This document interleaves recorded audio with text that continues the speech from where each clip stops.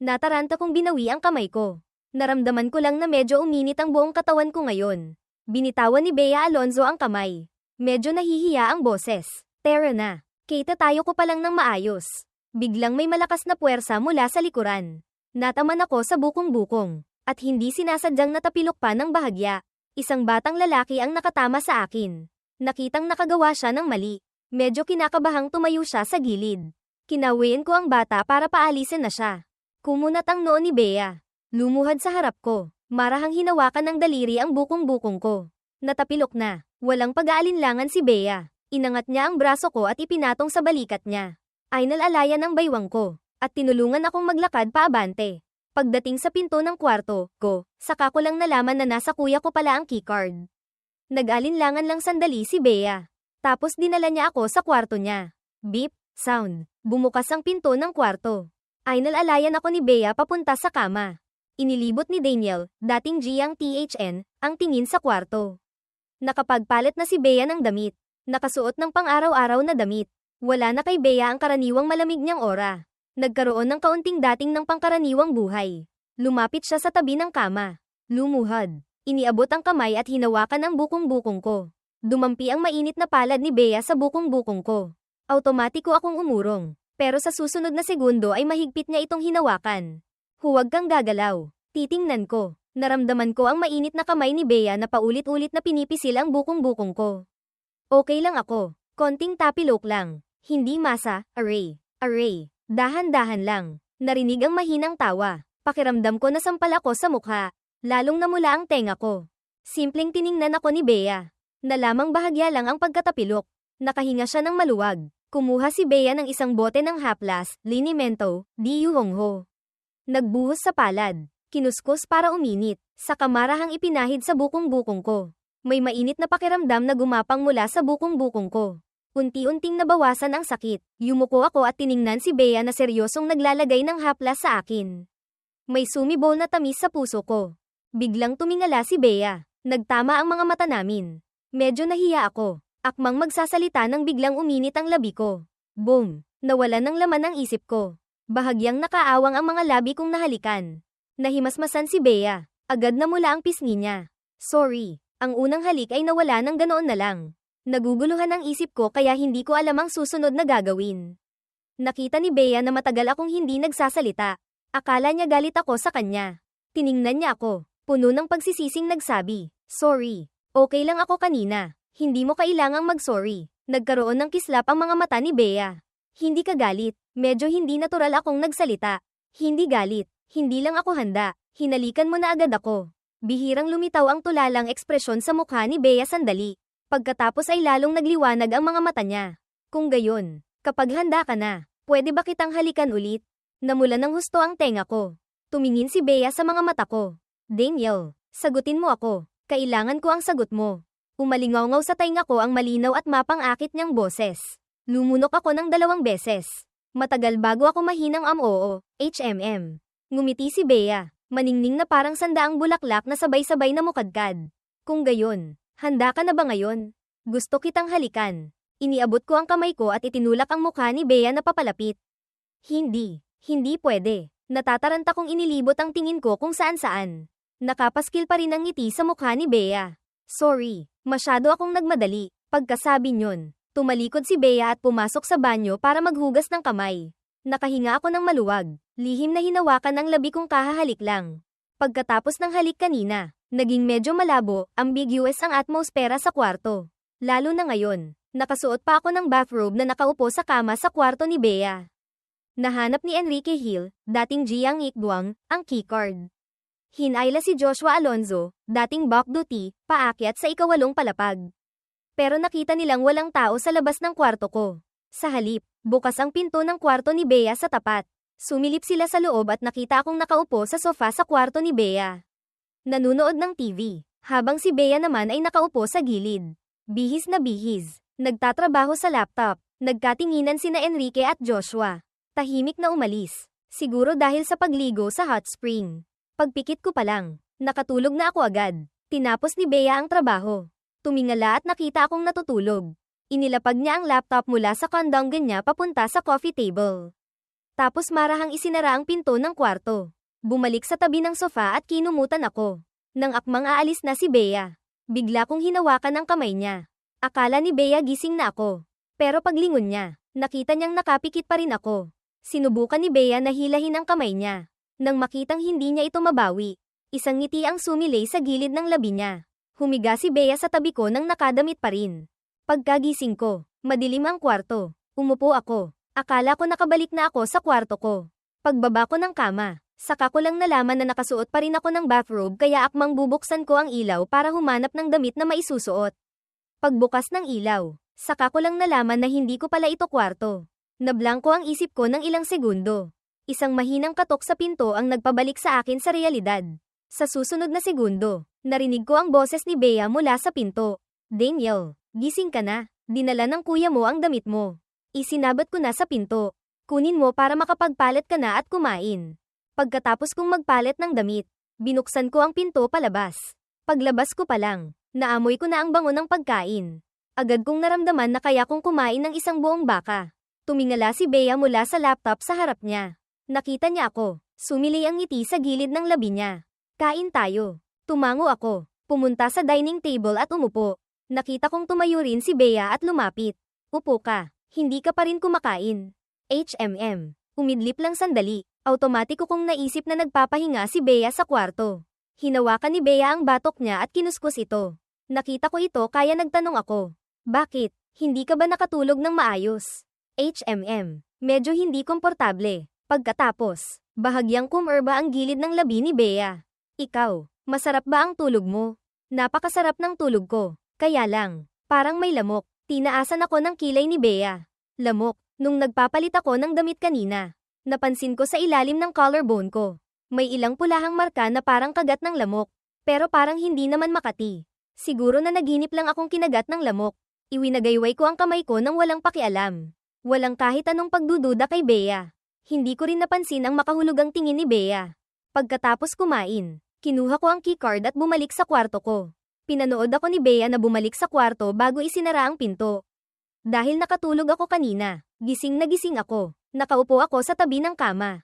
Nagja-cellphone, nang biglang may kumatok sa pinto. Kuya, Joshua, bakit hindi pa kayo tulog? Tumagilid ako para papasukin silang dalawa. Tinaasan ako ng kilay ni Joshua. Daniel, hindi ka pa rin naman tulog ah. Napatigil ako. Pakiramdam ko, ang sinabi ni Joshua ay medyo malabo, may ibang kahulugan. Naisip ko na si Enrique ang nagdala ng damit ko. Agad kong naintindihan na alam na nilang dalawa na natulog ako sa kwarto ni Bea. Kanina, natulog lang talaga ako sa kwarto ni Bea. Enrique, Joshua, natulog lang talaga. Nakita ko ang hindi nila paniniwalang itsura. Medyo nataranta ako. Totoo, nakatulog lang talaga ako. Sige na, naniniwala na kami. Tutal, kayo rin naman ni Bea ang magkakatuluyan sa huli. Gusto kong magpaliwanag pero hindi ko alam ang sasabihin. Inakbayan ako ni kuya. Okay na, naniniwala na talaga kami sa'yo. Gusto mong uminom? Medyo nauuhaw nga ako. Sige, inom tayo. Nagkatinginan at nagngitian sina Enrique at Joshua. Dinala ako sa maliit na bar sa ikawalong palapag. Naroon din sina Truong Uy Ton at ang iba pa. Pagkakita sa akin, lumapit si ate, Catherine Bernardo. Daniel, okay ka lang? Natulala ako sa tanong. Akala ko alam niya ang tungkol sa natapilok kong bukong-bukong. Ate, okay na po ako. Nakatayo si Truong Uy Ton sa likod ng maliit na bar. Nanginginig ng shaker. Brother-in-law, anong gusto mong inumin? Tiningnan ko ang pulat berdeng likido sa baso. Bigyan mo ako ng isang basong mababa lang ang alcohol content. Hindi pa ako nakakainom dati. Ngumiti si Truong Uy Ton. Kita ang mapuputing ngipin. Sige ba? Pagkatapos ay bihasang nagsimulang pumili ng alak. Sinadya pang gumawa ng ilang mahihirap na galaw, flair bartending. Namangha ako, masiglang pumalakpak at sumipol. Lalong ginanahan sa pagpapakitang gila si Truong Uy Ton. Isang baso ng cocktail na may gradient na asol ang itinulak sa harap ko. Brother-in-law, tikman mo. Hindi mataas ang alcohol content niyan. Kinuha ko ang baso ng alak at inisang lagok ito. Pagkatapos kong inumin, medyo nakaramdam pa ako ng pagkukulang, bitin. Pagkatapos maligo ni Bea, balak din niyang lumabas para uminom ng ilang baso. Pagpasok niya, nakita niya akong nakasubsob sa maliit na bar counter. Mabilis siyang lumapit. Daniel, tiningnan ni Bea si Truong Uy Ton nang may medyo malamig na tingin. Anong nangyari? Nahihiyang kinamot ni Troong Yuyen ang ilong niya. Ano kasi? Ate Bea, hindi ko po talaga alam na hindi pala kaya ni brother-in-law ang alak. Tiningnan ni Bea ang mahigit 10 baso ng alak sa counter. Siya lahat ang uminom niyan. Agad umiling si Troong Yuyen. Medyo malamig ang boses ni Bea. Ilan ang ininom? Dahan-daang itinaas ni Troong Yuyen ang isang daliri. Lalong nanlamig ang tingin ni Bea. 10 baso. Isang baso. Natigilan ang mukha ni Bea. Nagdududang nagkamali siya ng dinig. 1 baso. Uminom ng 1 baso. Naging ganito na. Huwag nang banggitin si Bea. Pati ang mga nakasaksi sa buong pangyayari ay nagulat din. Kumunat ang noo ni Bea. Kung gayon, bakit hindi niyo siya inalalayan pabalik sa kwarto para magpahinga? Hinayaan niyo siyang nakasubsob dito. Pagkasabi niyon, akmang iaabot ni Bea ang kamay para alalayan ako. Mabilis na itinaas ni Troong Yuyen ang kamay para pigilan si Ate Bea. Huwag, pero hindi nangyari ang inaasahang eksena. Matagumpay na naialalayan ni Bea akong tumayo. Binawi ni Troong Yuyen ang kamay. Hindi ba dapat, sa sandaling ito, narinig sa tabi ang isang nanggigigil na boses? Bakit? Pwede mo siyang hawakan pero ako hindi.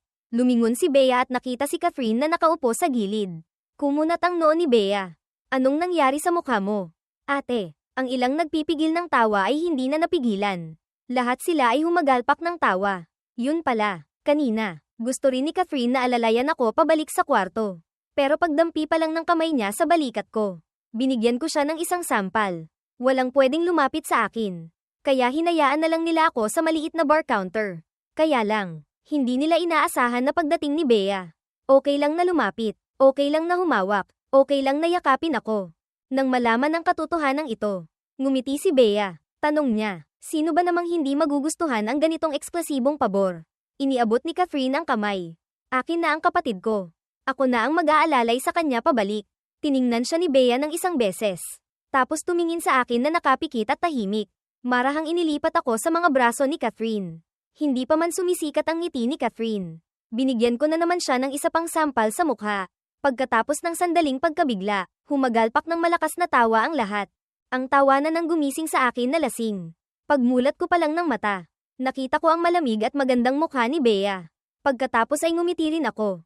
Iniabot ang kamay at hinawakan ang pisngi ni Bea. Bea, ang ganda mo. Daniel, be good. Ihahatid kita. Hindi pa tapos magsalita si Bea. Hinalikan ko na ang mapula at kaakit-akit niyang mga labi. Hehe, nahalikan na. Umalingaw-ngaw ang lasing kong boses. Agad na natahimik ang maliit na bar. Natigilan sandali si Bea. Napahigpit ang labi. Tumingala. Walang ekspresyon ang mukha. Ihahatid ko na si Daniel sa kwarto niya. Pagkasabi niyon, hindi na nagbigay ng pagkakataon sa iba na magsalita. Ay nalalayan niya akong umalis mula sa maliit na bar. Pagkatapos makarating sa kwarto ko, hindi agad umalis si Bea. Naalala ang halik kanina, bahagyang umangat ang gilid ng labi ni Bea. Napunta ang tingin niya sa manipis kong mga labi. Dahan-daang yumuko si Bea. Nang 1 sentimetro na lang ang layo ng mga labi namin. Huminto siya. Naghalo ang aming mga hininga. Ang malinis na amoy ng pine kasama ang bahagyang amoy ng alak ay medyo nakahilo rin kay Bea. Sige na nga, palalagpasin kita ngayon. Katatapos lang sabihin ni Bea na palalagpasin niya ako. Bigla akong sumugod. Nagdikit muli ang mga labi namin. May kung anong dumaan sa ilalim ng mga mata ni Bea. Sa pagkakataong ito, hindi na siya nagpigil pa. Humalik ng masidhi, na naginip akong gumugulong sa mga ulap. Biglang may isang walang modong ibon na dumating para manggulo kaya sinampal ko ito palayo. Sobrang nasiyahan ako sa pagsampal. Pagkatapos ay nakita kong dumating si Bea. Nakaputi siyang kasuutan. Tila isang diwata. Natulala ako sa pagtingin sa kanya. Iniabot ni Bea ang kamay at niyakap ako. Hindi ako pumalag, pero biglang may dumating na iba. Gustong agawin ako mula sa yakap ni Bea. Hindi ako nag-isip, diretsong binigyan ko siya ng 1 sampal. Tumalsik yung tao. Naramdaman kong napakasaya ko. Diretsong lumingon ako at hinalikan si Bea. Ang mga sumunod na pangyayari ay hindi ko na maalala ng malinaw. Nang magkamalay ako, medyo nahihirapan akong huminga. Umungol ako ng bahagya dahil sa discomfort. Sumunod, umalingaw-ngaw ang boses ni Bea sa tainga ko. Huminga ka, tanga. Sumunod ako at huminga. Pero muli na namang inagaw ang hininga ko. Malabo ang isip. Iminulat ko ang mata at nakita kong hinahalikan ako ni Bea. Si Bea pala ang humahalik sa akin. Mabuti naman kung ganun. Mabuti at hindi iba. Pagkatapos noon, tuluyan na akong nawalan ng malay. Medyo mapusok ang paghalik ni Bea. Natapos lang ito nang mapansin niyang nakatulog na ako. Natawa si Bea. Hindi inaasahang nakatulog pala ako. Marahang dumampi ang maputi at makinis niyang daliri sa labi ko. Pinipigilan ang pagnanasang humalik muli. Hinayla ni Bea ang kumot para takpan ako. Tumayo at mabilis na lumabas ng kwarto.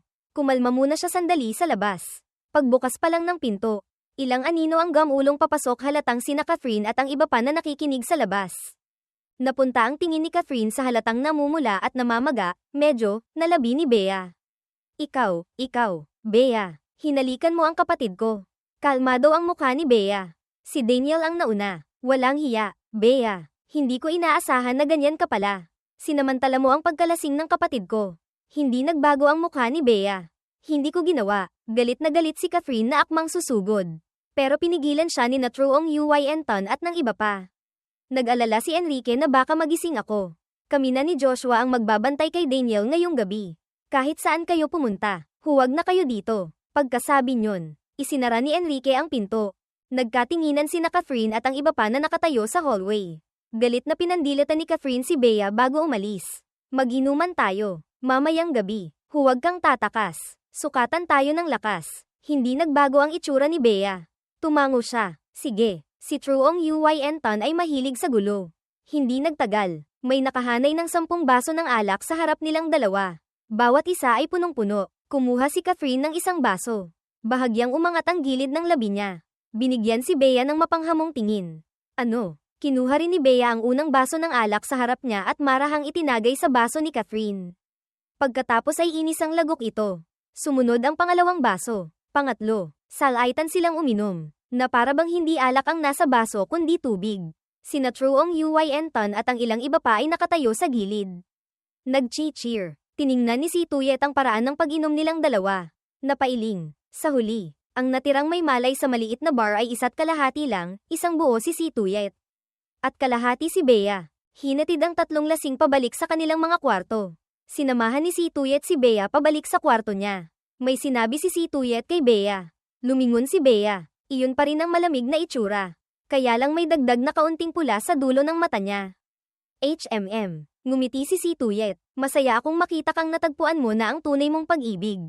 Alagaan mo siyang mabuti. Oo, gagawin ko. Nagising ako ng maaga. Ramdam ko lang ang sakit ng ulo. Nahihirapan akong bumangon. Nakita ko sina Enrique at Joshua na natutulog sa tabi ko. Magkayakap silang dalawa ngayon. Napakahimbing ng tulog. Seryosong inalala ni Daniel ang mga nangyari kagabi. Naaalala lang niya na parang uminom siya ng alak tapos parang nawalan na siya ng malay. Hindi pa ako nakakainom ng alak dati. Hindi ko alam ang tolerance ko, pero hindi ko inaasahan na ganito pala kababa. Isang baso lang. Nalasing na ako agad. Kinamot ko ang medyo magulo kong maikling buhok. Malabong lumitaw sa isip ko ang ilang putol-putol na imahe mula kagabi. Parang noong lasing ako, may nasampal ako. Kung sino, hindi ko maalala. Nagmamadali akong lumingon para tingnan ang dalawang natutulog sa tabi ko. Walang marka ng sampal sa mukha nila.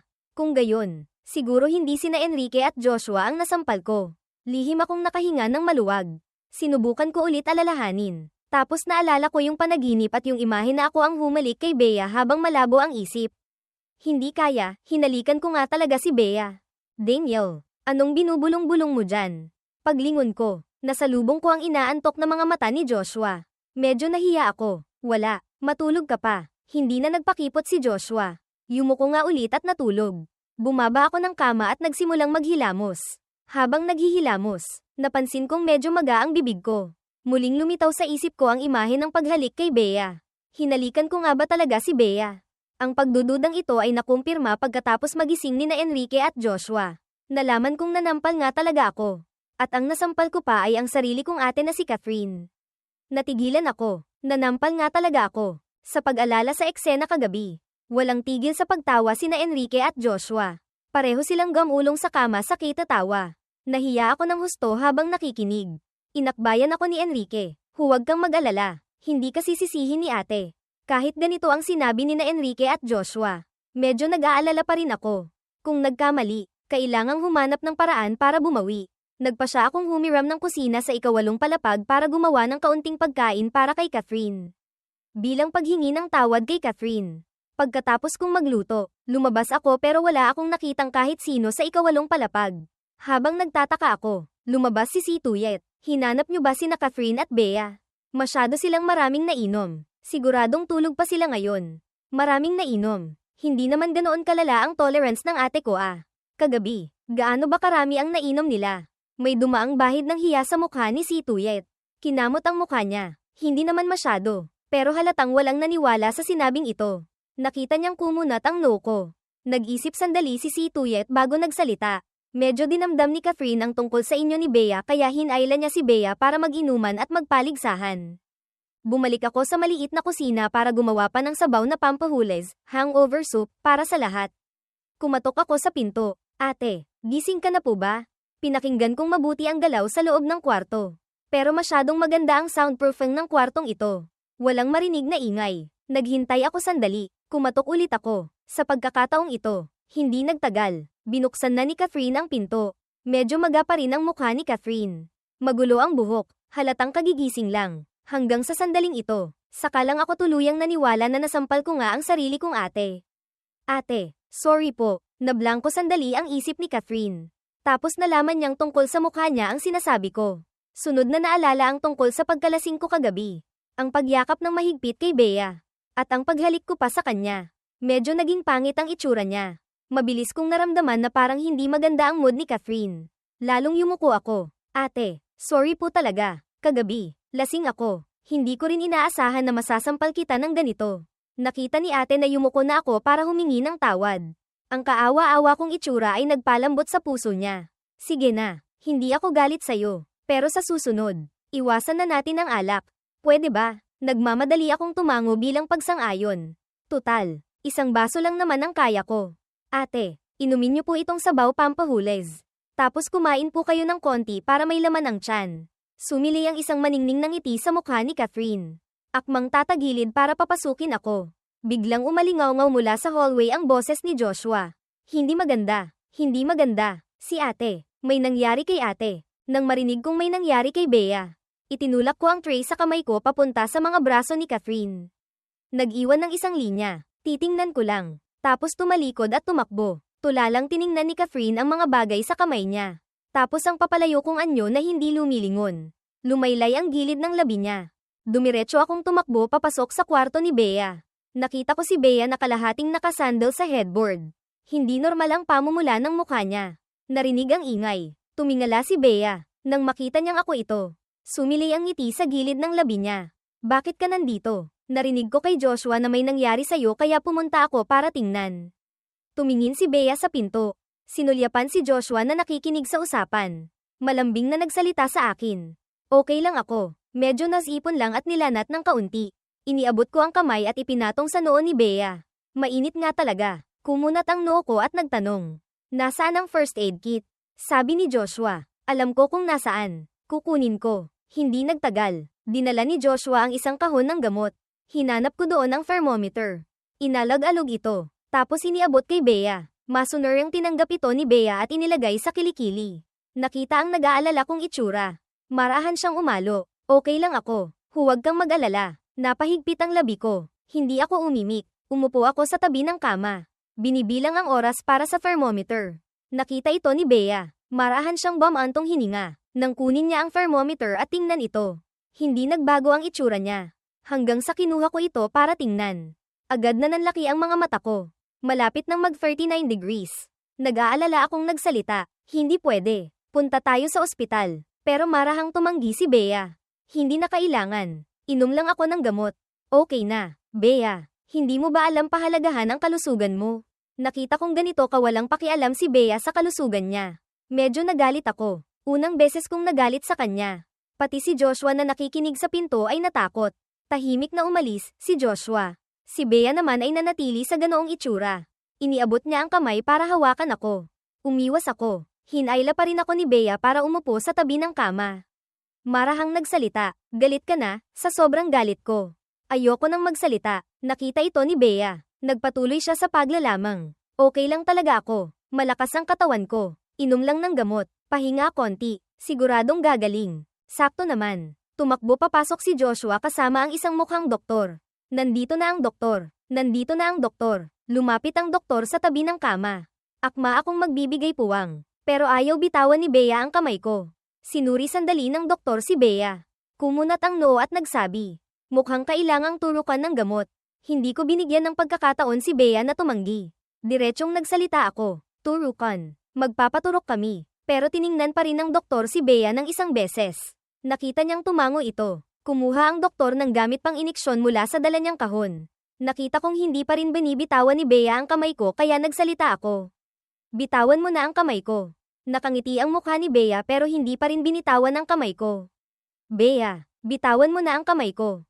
Sinadyang magtanong ni Bea. Bakit? Magpapaturok ako. Dito ka lang manood. Ang totoo, gusto kong sabihin na kapag tinurukan ka, kailangang habarin ang pantalon. Gusto mo bang manood ako dito? Bilang resulta, inihanda ng doktor ang hiringilya. Hinayla pataas ang manggas ni Bea. Itinurok sa braso. Mabilis lang natapos. Pagkatapos magturok, nagbilin pa ang doktor ng ilang dapat tandaan. Tapos akmang aalis na. Bago umalis, nagdagdag pa ng isang pangungusap ang doktor. Ang totoo, ang gamot pampababa ng lagnat ay hindi naman kailangang sa puwet iturok. Pagkasabi nyon, mabilis na umalis ang doktor. Naiwan lang akong nakaupo sa tabi ng kama.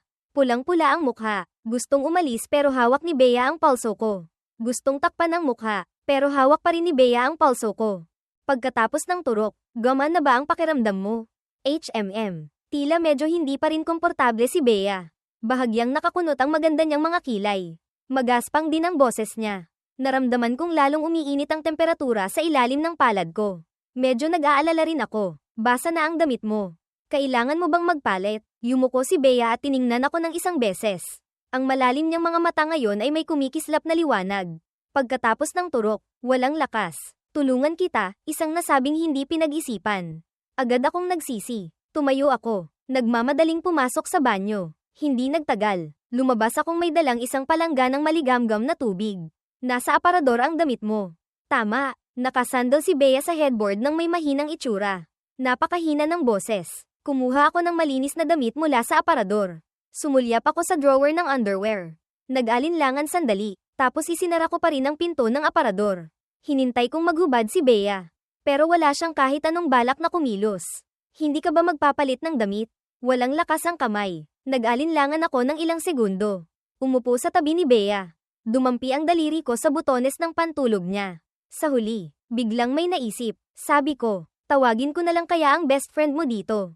Pero nagpakita ng pagkadismaya si Bea at sinabi, mukhang may kaunti na akong lakas. Kaya ko nang magpalit mag-isa. Nagmamadali akong tumakbo palabas. Sa labas, wala ang anino ni Joshua. Naisip kong siguradong hindi pa kumakain si Bea kaya pumunta ulit ako sa maliit na kusina. Pagkatapos magpunas ni Bea, tahimik siyang humiga sa kama. Inaantok na siya kaya ipinikit niya ang mga mata para hayaang dalawin ng antok. Kaya lang, kakatulog pa lang niya. Nakarinig siya ng ingay sa labas kaya dahan-dahan siyang nagmulat ng mata. Pumasok akong may dalang tray. Kalahating nakasandal si Bea sa headboard. Akala ko hindi mo na ako papansinin. Daniel, gumawa lang ako ng kaunting pagkain para sa'yo. Siguradong hindi ka pa kumakain. Di ba? Walang gana. Ito ang totoo. Hindi madalas magkasakit si Bea. Pero ngayon, wala talaga siyang kahit anong ganang kumain. Naiilang kong tiningnan ang inihandang mangkok ng lugaw. Kain ka na lang ng konti. Hindi nagsalita si Bea. Nakatitig lang sa akin. Nag-alinlangan ako sandali. Susubuan kita. Biglang sumili ang ngiti sa gilid ng labi ni Bea. Kung gayon, abala na sa Daniel ko. Medyo nahiya ako sa sinabi niya. Binuhat ko ang mangkok ng lugaw. Sumandok ng isang kutsara. Marahang hinaypan. Tapos iniabot sa bibig ni Bea. Halos walang pag-aalinlangang ibinuka ni Bea ang bibig para kumain. Nakitang maayos pa naman ang gana niya. Sumandok ulit ako ng isang kutsara. Hinaypan. At iniabot sa bibig niya. Ganoon lang. Kutsara kada kutsara. Naubos ang isang mangkok ng lugaw. Gusto mo pa ba ng konti? Marahang umiling si Bea. Tumango ako. Hindi pinilit. Inilagay ang walang laman na mangkok sa gilid. Matulog ka muna sandali. Kanina, mukhang inaantok ka na. Kapag natulog ako, aalis ka ba? Natigilan si Daniel. Nakita ni Bea ang pag-aalinlangan ko. Yumuko siya. Casual ang tono. Okay lang. Inalagaan mo ako kalahating araw. Napagod ka na rin. Magpahinga ka na. Okay lang ako. Tiningnan ko ang mukha niyang mapatla pa rin. Lamambat ang puso ko. Hindi ako aalis. Dito lang ako sa tabi mo.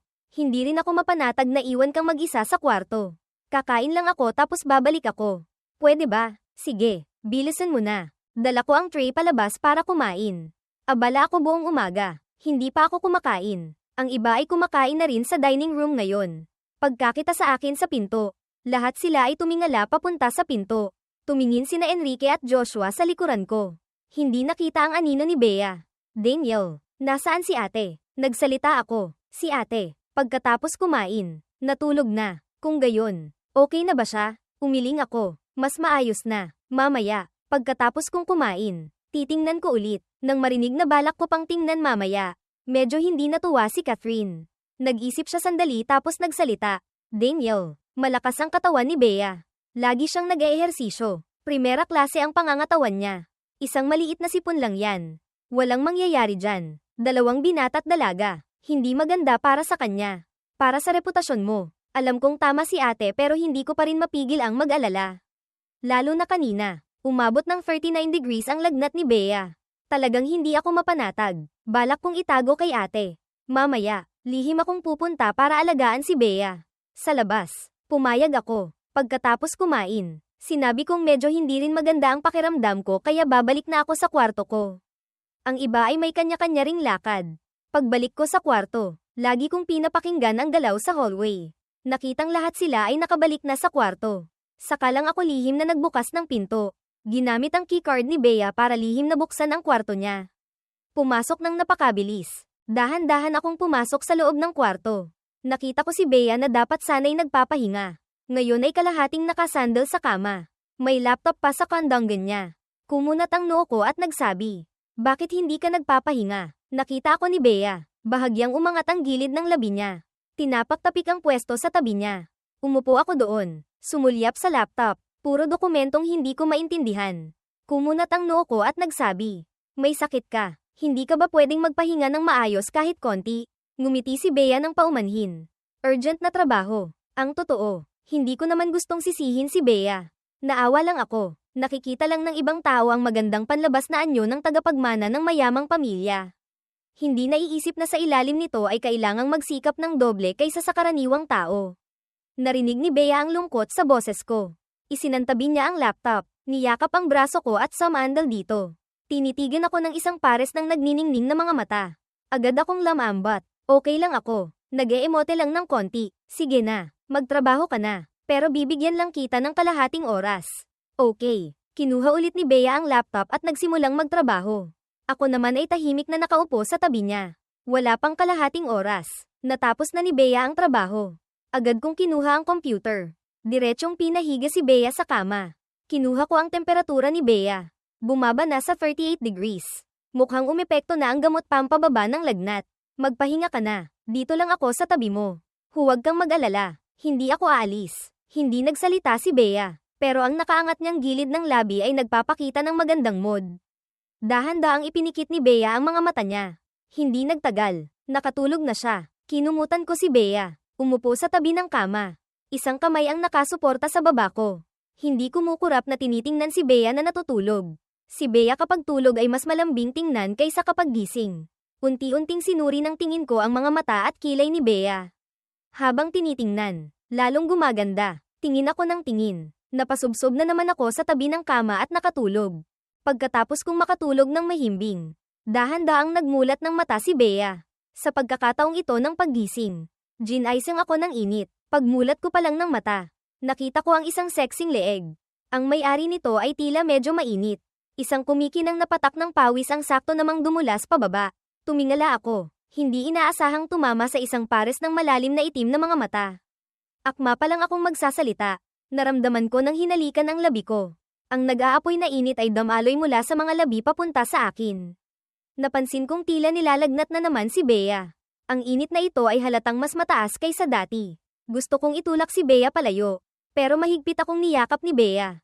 Tila hindi siya nasisiyahan sa pagpupumiglas ko. Gamulong si Bea at diretsyong dinaganan ako. Yumuko at humalik ulit, dahil may sakit pa rin si Bea. Hindi ko siya matiis na itulak palayo. Madilim ang kwarto. Hindi ko makita ng malinaw ang mukha ni Bea. Hindi ko rin alam kung anong oras na. Naghalikan kami ng matagal. Tila medyo nahimasmasan na si Bea. Sa dilim, tahimik niya akong tiningnan. Maya-maya, mahina siyang nagsabi ng, "Sorry." Gamulong pababa ng kama at tumakbo papasok sa banyo. Natulala ako sa kama, hanggang sa marinig ko ang tunog ng tubig mula sa banyo. Saka lang ako nakapag-react. Umupo ako at binuksan ang ilaw sa tabi ng kama. Alas 6 na pala ng gabi. Madilim na rin sa labas. Naalala ang eksena naming naghahalikan sa dilim kanina. Paulit-ulit itong naglalaro sa isip ko. Namula ang tenga ko. Naramdaman kong may ilang bahagi rin ng katawan ko ang nagbago. Kanina, madilim. Walang makita. Ang mga pandama lang ang pinakatalas. Naaalala ko ng malinaw ang halik ni Bea. Ang init niya. Ang hininga niya. Nang pumasok si Bea sa banyo. Kumalma na rin ako. Bumaba ako ng kama. Umupo sa sofa sa tabi. Hinintay na lumabas si Bea. Maya-maya, umalingaw-ngaw mula sa banyo ang magaspang na boses ni Bea. Daniel, pwede mo bang kunin para sa akin ang isang set ng damit? Sige, bihasa kong kinuha ang isang set ng damit mula sa aparador.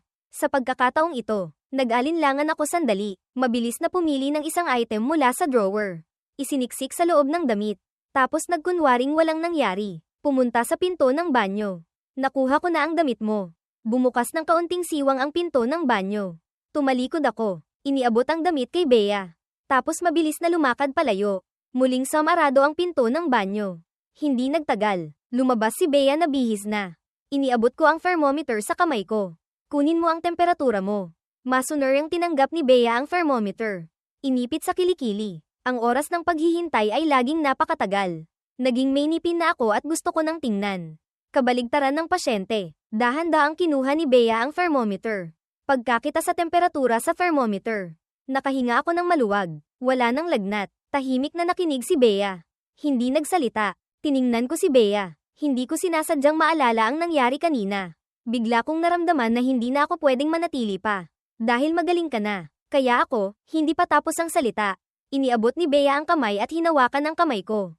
Isang pares ng kaawa-awang mga mata ang tumingin sa akin. Daniel, yung 2 beses na kusa kitang hinalikan dati. Galit ka ba? Napatigil ako tapos agad na mula ang tenga ko. Hindi galit. Alam kong hindi ka mulat noon. Hindi sa hindi mulat. Daniel, gusto kitang halikan. Palagi kong gustong gawin. Umalingaw-ngaw sa tainga ang medyo magaspang na boses ni Bea. Ang pagiging prangka ni Bea ay nagpatigil sa akin. Pagkatapos ay inalis ko ang tingin ko. Hindi siya tiningnan. Tinaasan ako ng kilay ni Bea. Daniel, sabi mo, anong ibig sabihin niyan? Ibig sabihin ba alam mong lagi kitang gustong halikan? O ang totoo, gusto mo ring mahalikan kita? Gumalaw ang lalamunan ko ng 2 beses. Bamantong hininga ako nang walang magawa at sinabi. May mga bagay na alam mo na. Sapat nang itago mo na lang sa sarili mo. Huwag mo nang sabihin pa. Hindi ko nakikita. Sa gilid. Ang gilid ng labi ni Bea ay walang tigil sa pag-angat. Biglang sumugod si Bea palapit. Kung gayon, isang halik. Tiningnan ako ni Bea. Hindi nagsalita. Siya ang unang pumikit sa harap ko. Isang kamay kong inilagay sa batok niya. Diretsyong idinikit ang labi ko. Ang halik na ito ay iba sa lahat ng nauna. Para akong dahan-daang tumitikim ng isang masarap na pagkain. Dahan-daang nilalasap ang lasa nito. Naghalikan kami ng napakatagal. Matagal hanggang sa paghiwalay namin. Pareho kaming medyo hinihingal. Samandal si Bea sa noo ko. Marahang hinaplos ng daliri ang labi niya. Nagsalita ako. Narinig ko. Kapag malapit nang gumaling ang sipon. Pinaka nakakahawa raw. Natigilan muna si Bea tapos diretsyong natawa. Niyakap niya ang baywang ko. Isinubsob ang sarili sa dibdib ko. Hindi ko maintindihan kung ano ang tinatawanan ni Bea pero masunurin pa rin akong nagpayakap. Sa isip ko, ibang bagay ang iniisip. Dapat na ba naming baguhin ni Bea ang relasyon naming dalawa? Ang ganitong kalabuan. Parang hindi. Maganda. Nakita ni Bea na nag-iisip ako kaya malambing siyang nagsalita. Daniel, anong iniisip mo? Iniisip ko kung dapat na bang umusad ng isang hakbang ang relasyon natin. Nakitang hindi sumasagot si Bea. Ako na ang nagpaliwanag. Naka-move on na ako kay Liza. Walang laman na rin ang puso ko. Pakiramdam ko, para sa'yo. Mayroon pa rin akong, marahang ipinatong ni Bea ang daliri sa labi ko. Daniel, ang pagtatapat. Ako na ang magsasalita. Akma pa lang akong magpapaliwanag. Narinig na ang malambing na boses ni Bea. Daniel, mula sa unang sandaling makita-kita. Nahulog na agad ang loob ko sa'yo. Gusto mo bang maging boyfriend ko? Para alagaan kita, mahalin kita, makipag-date sa akin na ang kasal ang layunin. Pwede ba? Hindi ko inaasahan na ganito kaseryoso si Bea. Tiningnan ko ang kislap sa mga mata niya. Naantig din ako. Gusto kitang makasama. Ngumiti si Bea. Iniabot ang kamay at niyakap ako ng mahigpit. Iniabot ko ang kamay. Hinawakan ang mukha ni Bea. at hinalikan ang labi niya. Niyakap ni Bea ang leeg ko. Isang mahaba at mapusok na halik. Nang maghiwalay, pareho kaming may ngiti sa gilid ng labi. Sabi ni Bea, hindi ba't sabi mo nakakahawa ang halik kapag may sakit? Natatawa kong sinabi, yung mga naunang halik ba hindi nakahawa? Nahawaan mo na ako, kulang pa ba itong isa? Natawa si Bea, sumang-ayon at tumango. Tama si Daniel. Pagkasabi nyon, nagkatinginan sila at ngumiti. Pag-alis ko sa kwarto ni Bea Alonzo. Pagbukas ko pa lang ng pinto, nakita ko na si Catherine Bernardo. Ang mukha ni Catherine ay may ekspresyong, sabi ko na nga ba. Lumingon siya at tiningnan si Bea sa tabi ko. Malamig na napangisi, sige na nga, sa buong syudad. Ikaw lang siguro ang medyo karapat-dapat para sa kapatid ko. Ang tungkol sa inyo ng kapatid ko. Ako, bilang ate, pumapayag na. Mahinang ngumiti si Bea. May karapatan ka bang hindi pumayag? Tiningnan ko si Bea tapos si Catherine. Nakitang nagkaayos na sila. Natuwa ako. Ate, kami na ni Bea. Sa susunod, huwag mo na siyang awayin ha. Nagulat ang lahat. Sabay-sabay na nagsalita. Ano? Kayo na. Nagulat ako. Hindi masayang tiningnan sila ni Bea ng isang beses. Kakukumpirma lang ng relasyon. Naghalikan na. Kailangan kong managutan. Di ba? Hindi makapaniwalang tiningnan ako ni Catherine. Daniel, siguro pag-isipan muna natin ulit to. Tiningnan ko si Bea sa likod. Medyo naiilang akong nagsalita. Tama si Bea. Naghalikan na. Hindi ba medyo masama kung hindi pa ikumpirma ang relasyon? Talagang napakaganda ng pangangatawan ni Bea. Kinabukasan ay magaling na siya agad. Malapit na ring matapos ang biyahe namin sa hot spring. Gabi bago kami umalis, nagpa siya akong maligo ulit sa hot spring. Tutal, ilang araw na kami rito. Isang beses pa lang akong nakapag-enjoy. Malawak ang pool. Ako lang ang nandito. Parang naka-private booking. Komportable akong sumandal sa gilid ng pool. Nakababad sa maligamgam na tubig. Nasisiyahang bumantong hininga. May mahinang musika pa sa private bath area. Pumikit ako. Ipinatong ang dalawang kamay sa gilid ng hot spring pool. Marahang tumatapik ang mga daliri kasabay ng ritmo. Dahil masyadong na-enjoy ang pagligo. Hindi ko napansin na may pumasok na pala sa private bath area at dahan-daang lumapit sa hot spring pool. Sa manipis na ulap ng singaw, malabong lumitaw ang isang balingkinitang anyo. Tahimik na bumaba sa tubig ang taong iyon. Narinig ko ang ingay. Automatikong lumingon ako pero wala akong nakitang tao. Nagtataka akong lumingon pabalik, pero maya-maya lang. Muling may narinig na ingay sa likuran. Lumingon ulit ako pero wala pa ring tao. Sa pangatlong beses na makarinig ako ng ingay sa likod.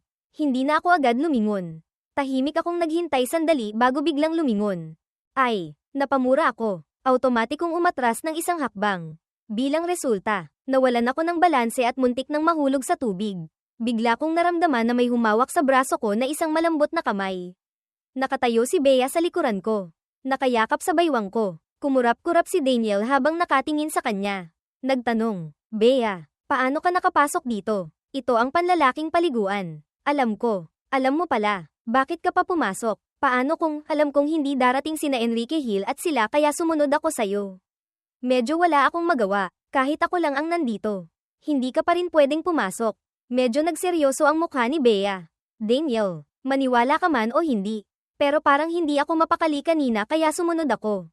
Nakita kong seryoso siya. Hindi na ako nagsalita pa. Sakto naman. Isang sigaw ang bumasag sa katahimikan ng hot spring area. Mabilis akong hinayla ni Bea paahon. Saka ko lang napansin na hindi pala swimsuit ang suot ni Bea. Paglabas, nagkakagulo ang mga tao sa hallway. Tumatakbo palayo. Ang mga taong iyon ay galing lahat sa hot spring kaya gusot-gusot ang mga damit nila. May ilan pang ang hubad na hubad. Hindi kalayuan. May isang babaeng galit na may hawak na fruit knife. Nananakit. Si Isabel ang may-ari ng hot spring resort na ito. Nang marinig na may nangyaring pananaksak sa hot spring, agad siyang nagdala ng mga security guard. Nakitang dumating na si Isabel kasama ang mga tauhan. Hindi na nakialam pa si Bea.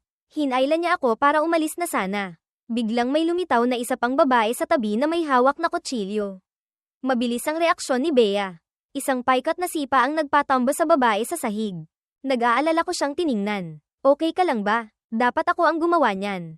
Paano kung nasaktan ka? Ngumiti si Bea. Daniel, nag-aalala ka ba sa akin? May black belt ako sa taekwondo. Okay lang ako. Huwag kang mag-alala. Pinandilitan ko siya. Lumapit si Isabel kasama ang mga security guard para atali ang mga nanakit. Naging seryoso ang mukha ni Bea.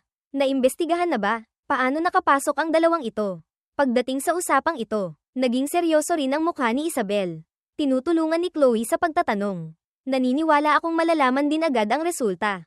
Alam niyang maayos niya ito ng maayos. Kaya akma na kaming aakyat ni Bea pabalik sa kwarto. Si Joshua Alonzo at si Enrique. Nalaman ang tungkol sa pananaksak sa ibaba. Akmang bababa para tingnan. Pagbukas pa lang ng elevator, nakita nila kami ni Bea. Ikinwento sa kanila ni Bea ang sitwasyon sa ibaba. Saka lang sila nakahinga ng maluwag.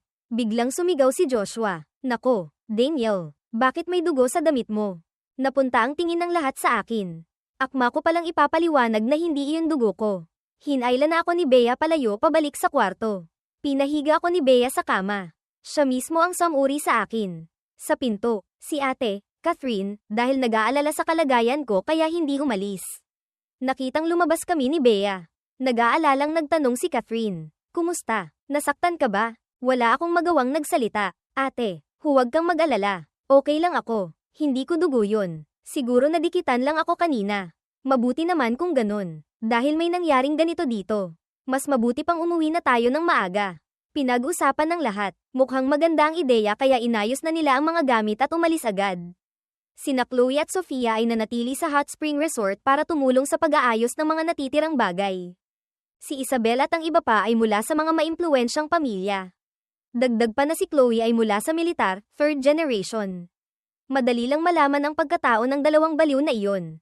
Sa pamamagitan ng investigasyon, ang dalawang baliw na may hawak na fruit knife na lumitaw sa Hot Spring Resort ay mag-ina pala. Malapit nang malugi ang kumpanya nila. Ang ama ng anak na babae ay naubusan na rin ng pera at tumakas.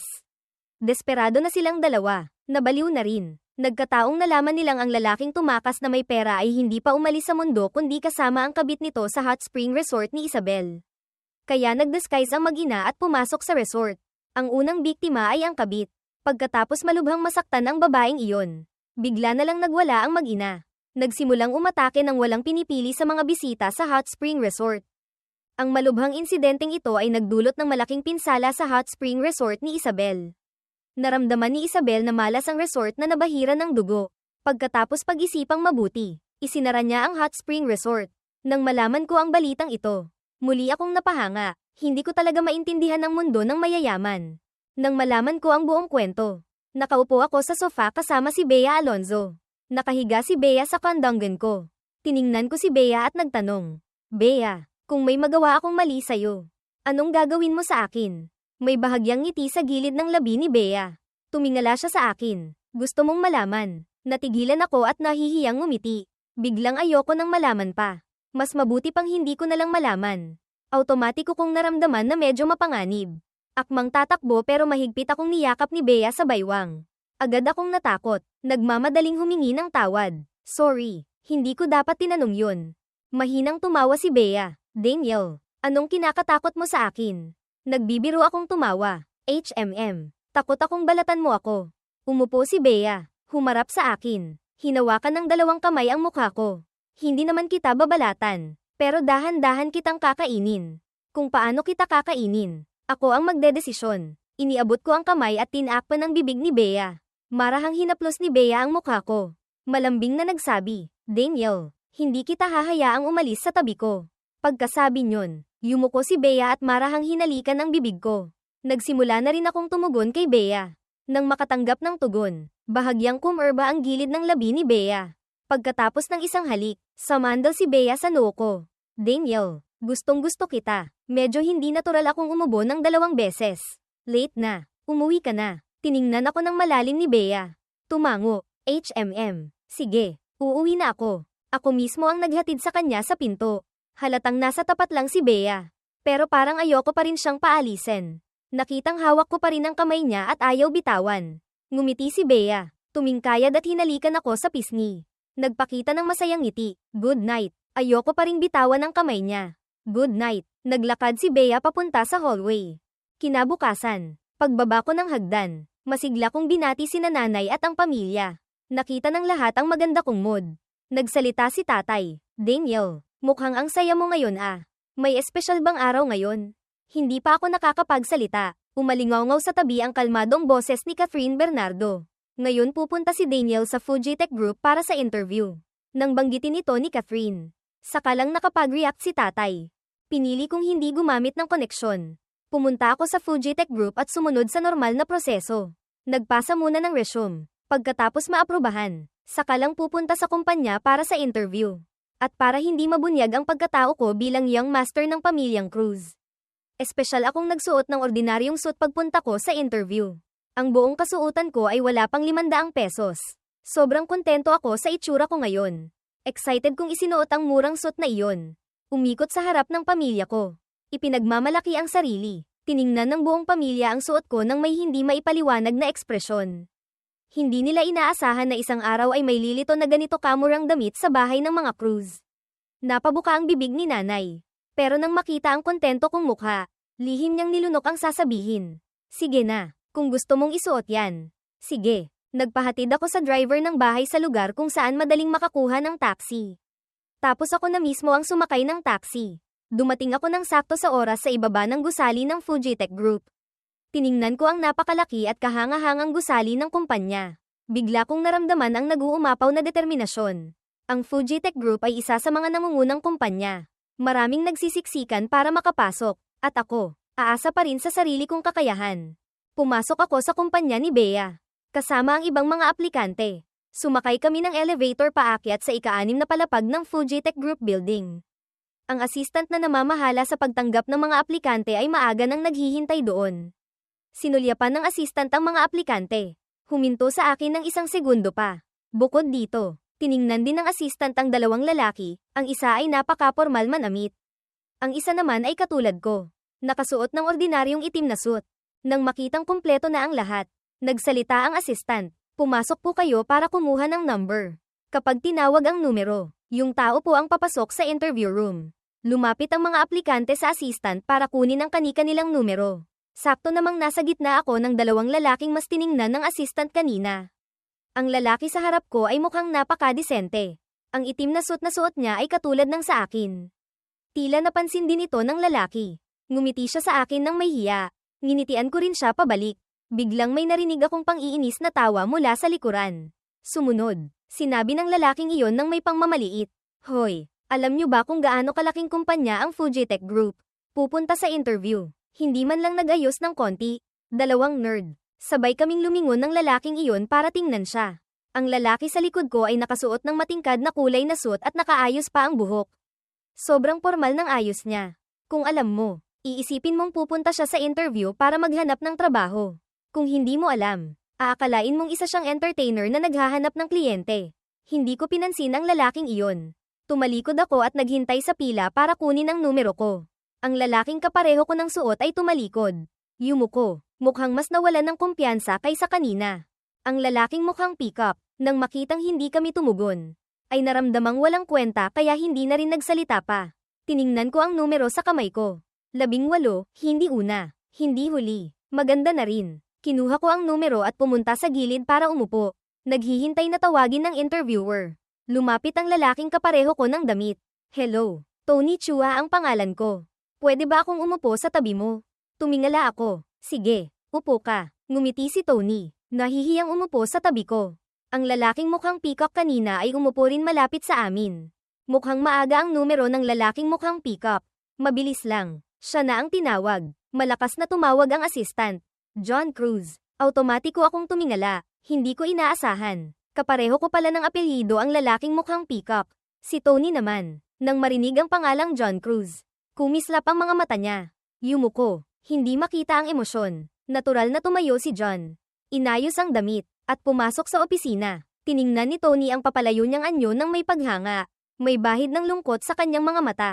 Napansin ko. Naisip kong kulang siya sa kumpiyansa kaya tinapak ko ang balikat ni Tony. Tony Chua ang pangalan mo. Di ba?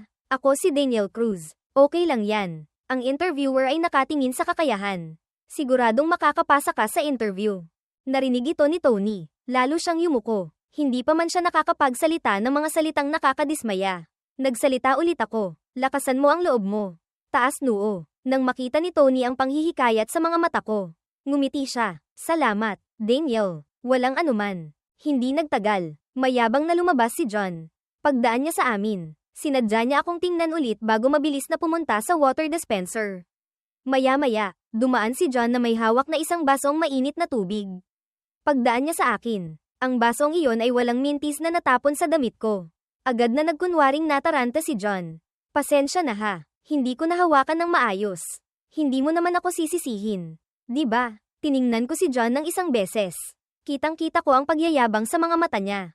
Tumayo ako. Hinablat ang kalahating basong tubig na natira sa kamay ni John. At diretsyong ibinuhos sa ulo niya. Tiningnan ko ang kawawa niyang itsura. Umangat ang gilid ng labi ko sa isang ngiti. Siyempre hindi kita sisisihin. Dahil kapag may atraso sa akin, binabayaran ko agad. Kanina, hindi ko rin nahawakan ng maayos. Hindi mo rin naman ako sisisihin. Di ba? Natigilan si John sandali tapos sumabog sa isang mura. Ina mo. Tiningnan niya ako ng may matinding galit. Anong pinagsasabi mo? Kung nakakamatay lang ang tingin. Siguro lasog-lasog na ako ngayon sa kanya. Wala nang laman ang disposable cup. Kalmado ko itong itinapon sa gilid. Tiningnan siya ng isang beses. Utang na loob. Utang na loob. Natutunan ko lang din sa'yo. Pinandilitan ako ni John ng may matinding galit. Ikinuyom niya ang kamao. Akmang susuntukin ako. Narinig ng assistant ang ingay. Mabilis siyang tumakbo papalapit. Nang makita niyang ako at si John ang nag-aaway. Medyo komplikado ang itsura niya. Nagtanong siya, anong nangyayari dito? Bago pa makapagsalita si John. Kalmado ko siyang sinabihan. Basa na ang damit mo. Hindi mo ba kailangang magpalit? Nagdilim ang mukha ni John. Hindi na siya nakipag-away pa sa akin. Dumiretso na lang siya sa CR. Nakangisi ako. Lumingon sa assistant. Pasensya na po. Nakaistorbo po sa interview. Medyo nagulat din ang assistant. Tula lang tumingin sa akin. Walang anuman. Mga Ginoo, mag-ingat lang po kayo. Pagkasabi nyon, umalis na ang assistant. Kalmado akong umupo ulit. Nakita kong nakatingin sa akin si Tony nang may paghanga. Bakit? Ang galing mo pala. Natigilan ako tapos ngumiti. Tony, dapat mong tandaan. Kapag masyado kang mahina, mas lalo ka lang aapihin ng iba. Kapag matigas ka lang, saka lang hindi ka mamaliitin ng iba. Pinag-isipan ni Tony ang mga salitang ito. Tumango na parang may naintindihan. Naiintindihan ko na. Basa na ang polo mo. Gusto mo bang patuyuin? May malaking marka ng tubig sa polo ko. Kailangan ngang patuyuin kaya kinuha ko ang gamit ko at pumunta sa CR. Pagdating ko roon, nakasalubong ko ulit si John. Kakatapos lang linisin ni John ang tubig sa katawan niya. Natakot siyang basain ko ulit siya kaya hindi na siya nang ahas pang gumawa ng gulo. Tiningnan ako ni John ng isang beses. Umirap, at lumabas. Pumasok ako sa cubicle at nagpalit ng dala kong puting polo. Para paghandaan ang mga hindi inaasahang sitwasyon. Espesyal akong naghanda ng isang set ng formal na kasuotan. Napatunayan kong hindi nasayang ang paghahanda ko. Pagkatapos magpalit ng polo, lumabas ako ng CR. Tumingala si Tony at nakita ako. Medyo nagulat siya. Naghanda ka pa pala ng isang set ng damit. Nahulaan mo bang may gagawa nito? Automatikong napatingin si Tony kay John. Nakita niyang umirap ito at umiwas ng tingin. Saka lang niya itinuloy ang sasabihin. May gagawa ng gulo sa'yo. Umiling ako. Ugali ko lang na maghanda ng backup. Mabuti na ang handa. Tumango si Tony bilang pagsang-ayon.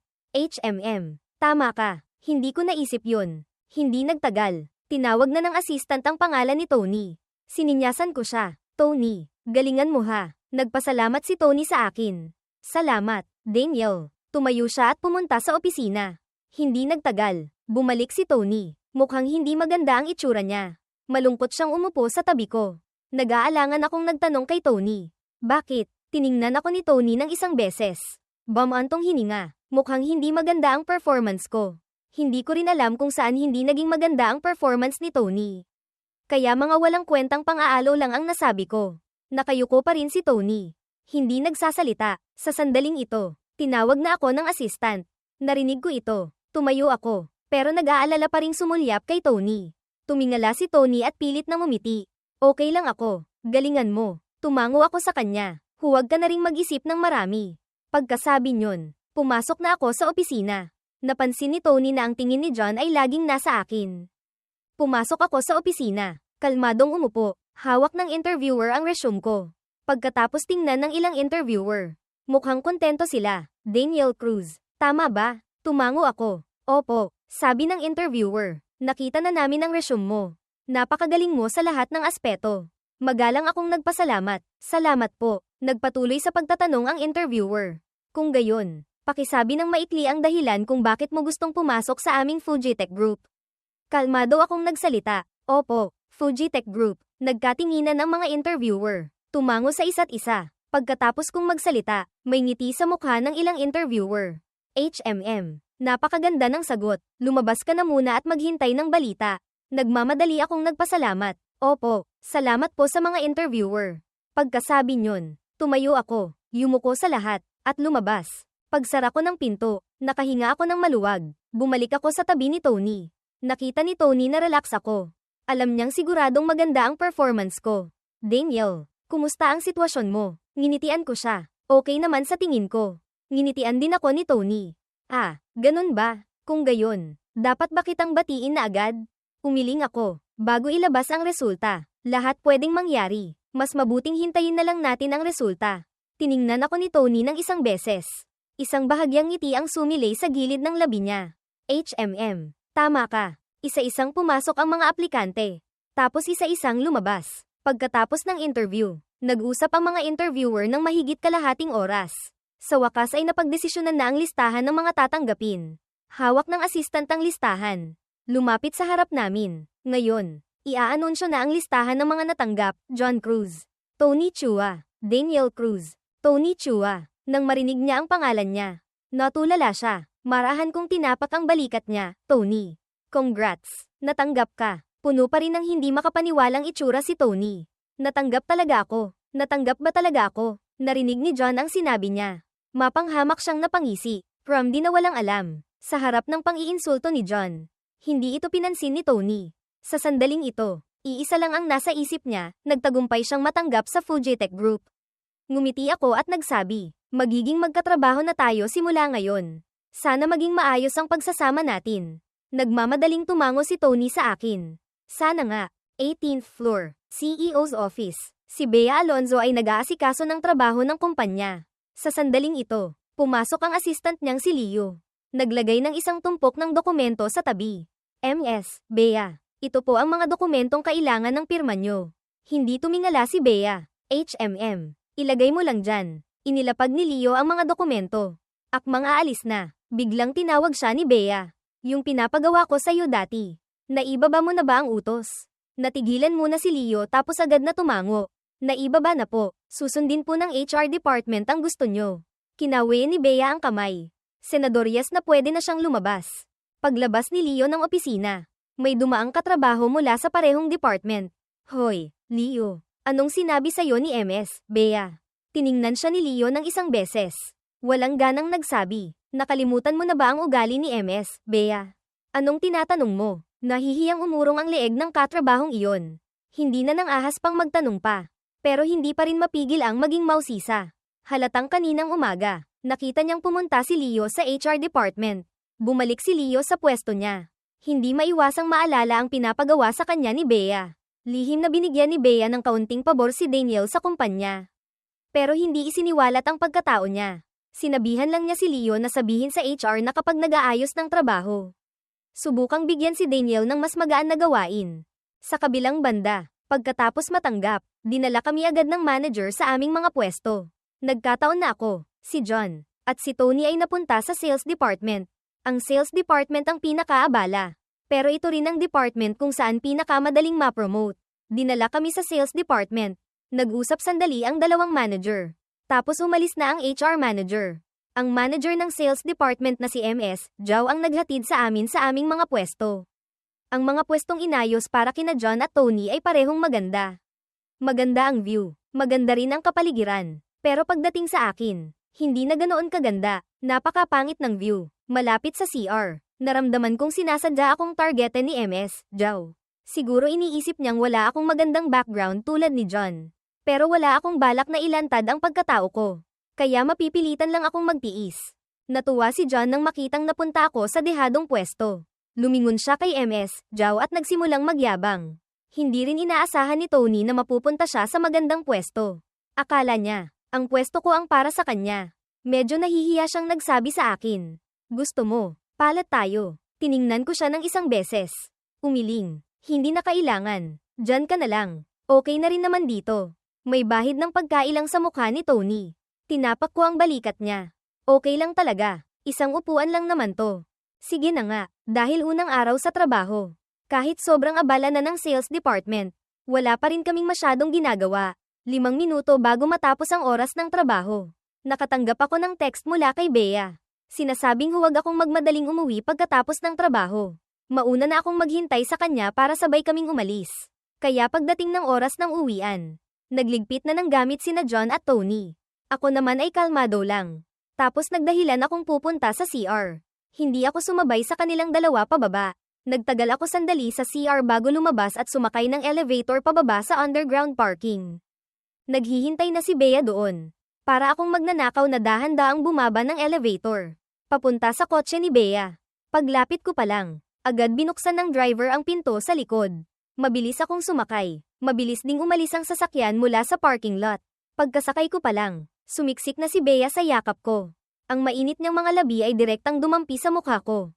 Unang araw sa trabaho. Kumusta? Tiningnan ko siya. Nag-isip. Okay naman. Napaka-relax ng unang araw sa trabaho. Nagtanong si Bea, bakit hindi ka pumunta sa ibang department na mas magaan? Hinaplos ko ang nakanguso niyang mukha.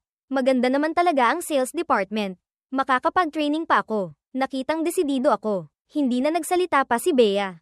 Tutal, naibaba na niya ang utos. Hindi ba maiintindihan ng mga tauhan niya ang gusto niya? Niyakap ni Bea ang mukha ko. Para ay celebrate ang unang araw mo sa trabaho. Ililibre kitang kumain. Umiling ako. Naghihintay na sina tatay at nanay sa bahay.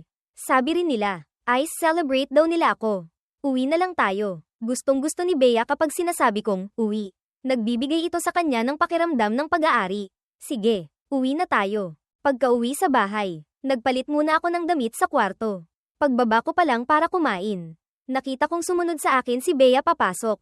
Hindi maganda ang itsura ni Catherine dahil nandyan pa si nanay. Hindi niya maipakitang hindi siya masaya. Bumaba ako at tumakbo para umupo sa tabi ni nanay. Nakangiting nagtanong si nanay, Daniel, unang araw sa trabaho. Kumusta? Tumango ako at ngumiti. HMM. Okay naman po. Malaki ang kumpanya ni Bea. Maayos din po ang interview ko. Nakakilala pa ako ng 2 bagong katrabaho. Narinig ni nanay na maayos ang lahat sa trabaho ko.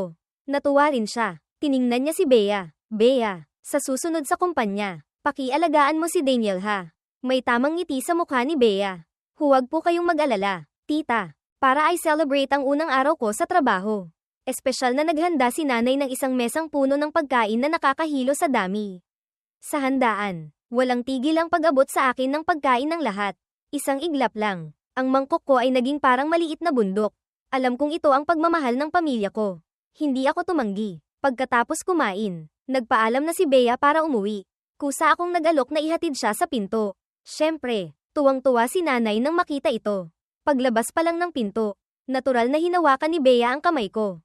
Hindi rin ako umiwas. Bahagyang ikinuyom ang mga daliri ko at pinagkabit ang aming mga kamay. Naglalakad kami sa maliit na daanan sa harap ng bahay ng mga Cruz. Biglang tinawag ako ni Bea. Daniel, tumingin ako sa kanya. Nag-aalangang magsalita si Bea. Kung mahihirapan ka sa kumpanya, pinutol ko siya. Bea, huwag kang mag-alala. Hindi ako yung tipo ng tao na hahayaang maapi ang sarili ko. Kapag may problema, hahanap ako ng paraan para ayusin. Tiningnan ako ni Bea. Matagal bago siya mahinang bumantong hininga. Lumapit at niyakap ako. Daniel, minsan, sana hindi ka masyadong independent. Bahagyang nanigas ang katawan ko. Tapos ay ipinulupot ko ang mga braso ko sa baywang ni Bea. Bea, alam mo ba, wala pang nagsabi sa akin ng mga bagay na ito. Mula bata hanggang paglaki, ang mga tao sa paligid ko, sinasabi lang na lalaki ako, na kailangan kong maging independent, na mas mabuti kung hindi ako aasa sa kanila. Puno ng awa akong tiningnan ni Bea. Daniel, sa susunod, sa harap ko, pwede kang maging mahina, pwede mong subukang umasa sa akin. Pwede ba? Tumingala ako at tiningnan siya. Kung gagawa ako ng gulo, sasamahan mo pa rin ba ako? Mahinang umirap si Bea. Sasamahan pa rin kita. Natawa ako. MS, Bea, ganyan ka kawalang kondisyon sa akin. Hindi ka ba natatakot na masanay ako? Seryosong nag-isip si Bea tapos tumingkayad. Marahang hinalikan ang labi ko. Hindi ako takot. Sana nga, medyo wala akong magawang natawa. MS, Bea, nasaan na ang prinsipyo mo? Mas gusto ko pa rin yung malamig at mayabang mong itsura noong una tayong magkita. Narinig ito. Isang ngiti ang sumilay sa gilid ng labi ni Bea na lalong nagpaganda sa kanya. Hindi ko napigilan. Bumilis ang tibok ng puso ko. Ang ganda mo. Biglang inilapit ni Bea ang mukha niya sa akin. Matamis ang boses. Kung gayon, gusto mo ba? Diretsong hinalikan ko ang labi niya. Gusto. Naglambingan kami sandali bago maghiwalay. Pagbalik ko sa bahay ng mga Cruz, ang masaya kong itsura ay nagpadalamhati kina Tatay at Catherine. Sabay na bumantong hininga ang mag-ama. Ang anak na hirap nilang mahanap. Nagmamadali ng pumanig sa tagalabas. Hindi ko pinansin ang nanonambat nilang tingin. Masayang bumalik sa kwarto ko. Kinabukasan, ordinaryong damit pa rin ang suot ko papasok sa trabaho. Nagpahatid ako sa driver sa lugar kung saan madaling sumakay ng taxi. Sa pagkakataong ito, pinili kong sumakay ng bus papunta sa kumpanya. Nagkataong nakasabay ko si Tony. Mukhang hindi pa siya gising. Lumapit ako sa tabi ni Tony. Tony, ang laking coincidence naman. Nandito ka rin pala. Narinig ni Tony ang boses. Pagmulat niya ng mata, nakita niya ako. Medyo nahimasmasan siya. Daniel, ikaw pala. Tumango ako. Ang aga mo rin palang gumising. Kinusat ni Tony ang mata niya. Malayo kasi ang bahay ko. Ikaw, malabo akong sumagot. Dito lang ako nakatira malapit. Hindi kalayuan. Napansin ni Tony na ayoko nang magsalita pa. Hindi na rin siya nagtanong. Naghintay kami ng kalahating oras. Sa wakas, dumating na rin ang bus malapit sa kumpanya. Agad akong bumaba. Minasahe ang medyo nananakit kong binti. Sumabay din sa pagbaba si Tony. Nakita niya akong ganito. Nahihiya siyang nagsabi. Kung alam ko lang, pinaupo na sana kita. Tinapak ko ang balikat niya. Okay lang ako. Tara na. Pasok na tayo. Magkatabi kaming naglakad papunta sa gusali ng Fujitec Group. Biglang may humantong kotse sa gilid ng kalsada. Bumukas ang pinto. Mayabang na bumaba si John. Nang makita niya kami ni Tony, medyo nawala ang ngiti sa mukha niya. Lumingon siya at may sinabi sa driver bago naglakad papunta sa gusali ng kumpanya. Mabilis na umalis ang kotse. Tiningnan ni Tony ang papalayo niyang anyo. Bumantong hininga. Nakakainggit naman si John. May service papasok sa trabaho. Tinapak ko ang balikat ni Tony. Basta't magsisikap ka, makakabili ka rin ng sarili mong kotse balang araw. Natahimik sandali si Tony tapos tumango. Tama ka. Akma na ulit kaming lalakad ni Tony. Pero may narinig na namang humantong sasakyan sa likuran. Lumingon kami. Nakita naming mabilis na bumaba ang driver. Umikot papunta sa pinto sa likod. Magalang na binuksan ang pinto. Lumabas si Bea Alonzo na nakasuot ng high-end suit mula sa likod na upuan. Dumiretso papunta sa pinto ng kumpanya. Hindi tumitingin sa gilid. Si Tony. Pagkakita pa lang kay Bea. Diretsyong natulala. Nakatutok ang tingin niya kay Bea. Hindi maalis. Automatikong lumingon si Bea ng isang beses. Marahang dumaan ang tingin niya kay Tony. Huminto sa akin ng isang segundo pa. Tapos parang walang nangyaring umalis. Na para bang hindi niya talaga ako kilala. Ako naman, para maiwasan ang atensyon. Pagtingin ni Bea, agad akong tumalikod. Pero lihim na umangat ang gilid ng labi ko. Pagkaalis ni Bea, parang sakalang nahimasmasan si Tony. Si MS, Bea yun. Diba? Tumango ako. Ngunit, si Tony ay may paghanga sa mga mata. Ang ganda ni MS, Bea. Bata pa, magaling pa, napakagaling niya talaga. Tiningnan ko ang direksyon kung saan umalis si Bea. Bumulong. Oo nga, napakagaling niya talaga. Nakafocus pa rin ang isip ni Tony kay Bea. Hindi niya napansin ang sinabi ko. Si Bea, bilang CEO ng Fujitec Group, ay may sariling elevator kaya hindi na kailangang makipagsiksikan sa mga empleyado. Pagpasok sa elevator, bahagyang umangat ang gilid ng labi ni Bea. Kahit nananatiling malamig ang mukha ng CEO, naramdaman ni Leo ang magandang mood niya. Pumasok kami ni Tony sa opisina. Kakaupo ko pa lang, may lumapit na sa mesa ko. Ikaw, sabi ni manager, pagdating mo raw, pumunta ka sa opisina niya. Pagkasabi nyon, umalis na ang tao. Kahit nagtataka ako, pumunta pa rin ako sa opisina ng manager. Tumayo ako sa harap ng pinto ng opisina ng manager. Kumatok ng 2 beses. Manager, ako po. Pagkalipas ng ilang segundo, saka lang narinig mula sa loob ang boses ni MS, Jao. Pasok. Itinulak ko ang pinto at pumasok. Tumayo ako sa may pinto. Manager, pinapatawag niyo po ako. Puno ng ngiti ang mukha ni MS, Jao. Sumibaw lang pag-iingat sa puso ko. Kinaway niya ako. Daniel, anong ginagawa mo dyan sa pinto? Pasok ka. Upo ka. Maingat kong tiningnan si MS, Jao ng isang beses. Pumasok pa rin ako sa opisina ng manager. Umupo sa tapat ni MS, Jao. Manager, ano pong kailangan niyo sa akin? May nanunuyong itsura si MS, Jao. Daniel, wala naman. Gusto lang kitang kausapin. Sa resume mo, hindi nakasulat ang sitwasyon ng pamilya mo. Gusto kong itanong kung ano ang trabaho ng mga magulang mo. Narinig ko ito. Medyo alam ko na kung ano ang gustong gawin ni MS, Zhao. Pinagdududahan niya ang pagkatao ko.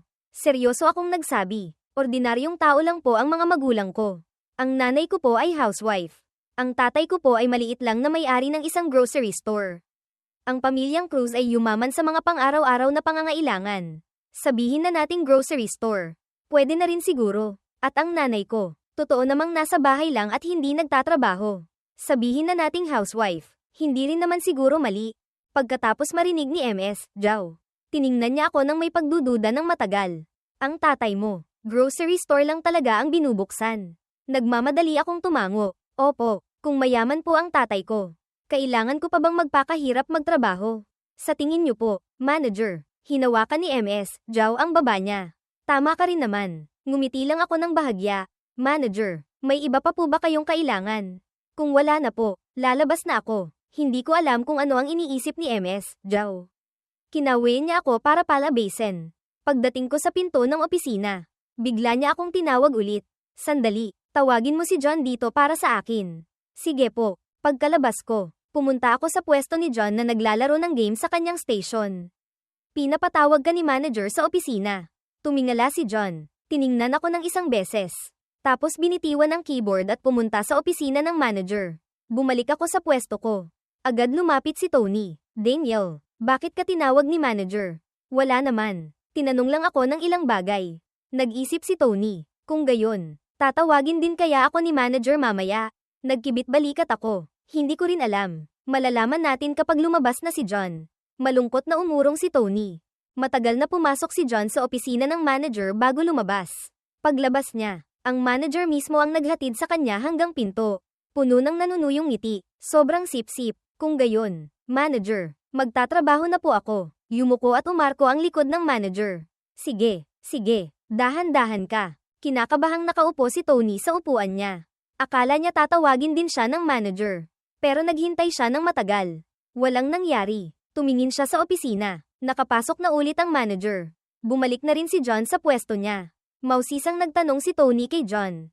Bakit ka pinatawag ni manager? Sinulyapan siya ni John ng isang beses. Napangisi. Bakit ang dami mong pakialam? Magtrabaho ka ng marami. Magtanong ng kaunti. Nasupalpal si Tony. Agad na hindi na nang ahas pang magtanong pa. Hindi nagtagal. Tinawag na naman ako papunta sa opisina ng manager. Sa pagkakataong ito, wala na ang nanunuyong itsura ni MS, Zhao. Pagpasok ko sa opisina, agad isinara ni MS, Zhao ang pinto. Tumunog ang alarma sa puso ko. Ipinasok ko ang kamay ko sa bulsa. Pinindot ang voice recorder sa bulsa ko. Lumingon si MS, Zhao. Puno ng malaswa at nakakadiring itsura. Ngumisi siya, bumalik sa likod ng mesa. At umupo. Daniel, huwag mong sabihing hindi kita tinuruan bilang manager mo. Ito ang unang aral sa pagpasok sa lipunan. Tinaasan ko siya ng kilay. Oh, anong unang aral? Sumandal si MS, Zhao. Tamad. Ipinatong ang dalawang kamay sa magkabilang gilid ng upuan. Sinuri ako ng tingin mula ulo hanggang paa. Tapos ngumisi. Daniel, bago ka lang sa kumpanya. Wala ka pang background. Alam mo ba kung paano mabilis na makakapwesto? Nanlamig ang tingin ko. Paano makakapwesto? Nag-click ng dila si MS, Zhao. Halatang hindi niya inaasahan na hindi ako ganun katalino. Kailangan niya pang ipaliwanag ng malinaw. Ginawa niya ang kilos ng pagbibilang ng pera sa akin. Salita kada salita, sipsipin mo ang nakatataas. Naiintindihan mo ba? Hindi na ito pahiwatig ni MS, Zhao. Malinaw na itong sinabi. Malinaw na sinabi sa akin ni MS, Zhao na basta't handa akong sipsipin siya. Mabilis akong makakapwesto sa kumpanya. Pero syempre hindi ako papayag. Kahit wala akong background bilang young master ng pamilyang Cruz. Hindi ako magbibigay ng suhol kay MS, Zhao para lang sa isang trabaho. Kinuha ko ang telepono ko. Binuksan ang video recording function. Itinutok sa malaking mukha ni MS, Zhao. At nagsimulang mag-record. Halika, halika, Manager Zhao. Ano po ang sinabi niyo kanina? Sabihin niyo po ulit. Nakita ni MS, Zhao na diretsong kinuha ko ang telepono ko para mag-record. Natigilan siya. Matagal bago siya nakapag-react. Akmang aagawin ang telepono. Nakahanda na ako. Diretsong umiwas sa gilid. Nako, Manager Zhao. Huwag po kayong mahiya. Magsalita po kayo ng ilang salita sa camera. Si MS, Zhao na tumaba sa kakain. Paano siya makakalaban sa isang bata tulad ko? 2 ikot lang sa opisina. Hinihingal na siya. Binabalaan kita. Burahin mo agad ang video sa telepono mo para sa akin. Kung hindi, tinaasan ko siya ng kilay nang walang pakialam. O, naglakas loob ka pang pagbantaan ako. Kung may tapang ka, ituloy mo. Kung hindi, ano, maniwala ka man o hindi, magpapadala ako ng isang reklamo. Agad kang mapapaalis. Namutla ang mukha ni MS, Zhao. Maliit na manager lang siya. Umakyat lang sa posisyon dahil sa koneksyon. Kung talagang gagawa ako ng paraan para mawalan siya ng trabaho ngayon. Hindi sulit, kaya huminto si MS, Zhao sa paghabol sa akin. Inayos niya ang damit niya. Maitim ang mukha, itinuro ang pinto, lumayas ka. Itinago ko ang telepono, sa harap ni MS, Zhao. Na-backup ko ang video na iyon bago ko itinago ng may kasiyahan ang telepono. Nanggagalaiti sa galit si MS, Zhao. Nagngalit ang ngipin. Kung ayaw mong matanggal, payo ko sa'yo, mas mabuting manahimik ka na lang. Hindi niya talaga inaasahan na ganito ako kitigas. Kahit wala pa siyang nagagawa sa akin. Natatakot pa rin siyang kumalat ang usapan. Pilit siyang nagpakalma. Wala naman akong ginawa . Kahit magsulat ka pa ng reklamo. Hindi ako takot. Nagkibit balikat ako nang walang pakialam. Kung hindi ka takot, subukan mo. Pagkasabi niyon, naglakad ako papunta sa pinto ng opisina. Bago umalis, bigla akong nagsalita. Oo nga pala. Nakalimutan kong sabihin sa'yo. Nag-aral ako ng martial arts. Sa susunod, mag-isip ka muna bago magsalita. Diretsyong binuksan ko ang pinto ng opisina at lumabas. Sinabi kong nag-aral ako ng martial arts para lokohin si MS, Zhao.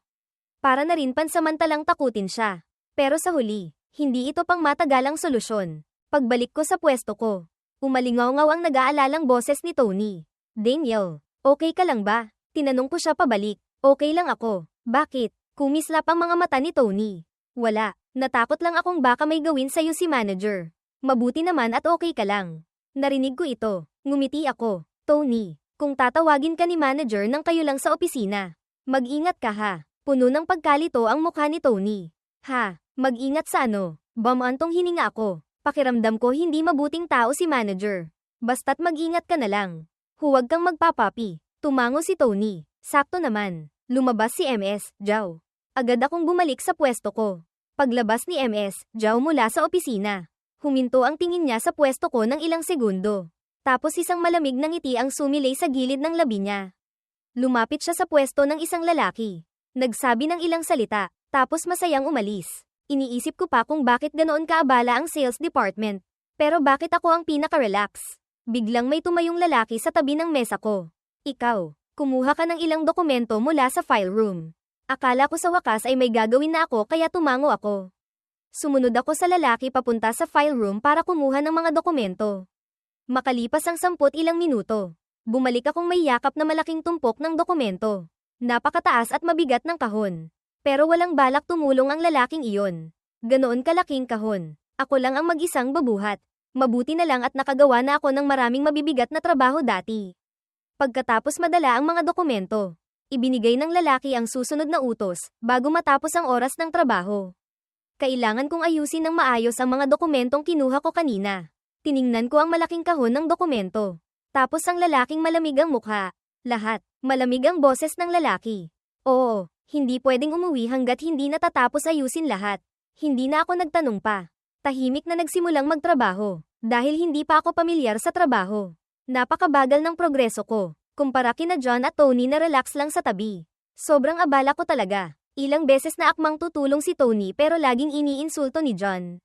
Nakita ko ito. Diretsyong tinanggihan ko ang mabuting intensyon ni Tony. At si Tony, mabilis ding nagkaroon ng sariling gawain. Pero puro utos lang na tumakbo rito at doon. Tiningnan ko ulit si John. Walang tumatawag sa kanya para tumulong. Kung hindi siya naglalaro, nanunood siya ng football. Kumpara sa akin, si John ay hindi mukhang nagtatrabaho kundi parang pumapasok lang para magpalipas ng oras.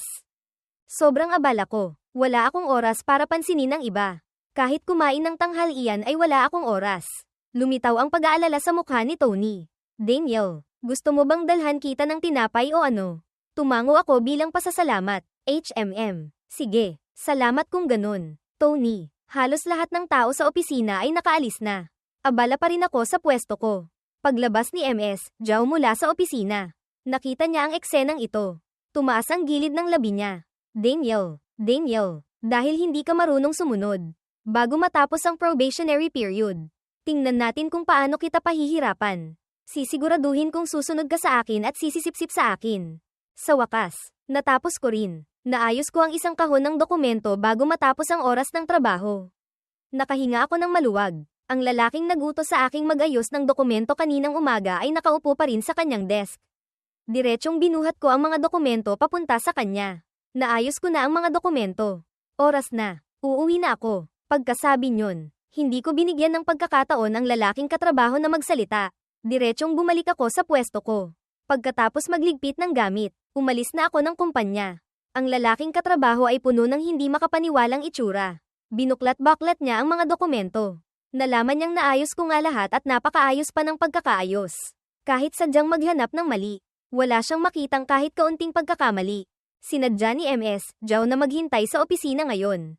Para lang makita ang itsura ni Daniel na may iwan para mag-overtime.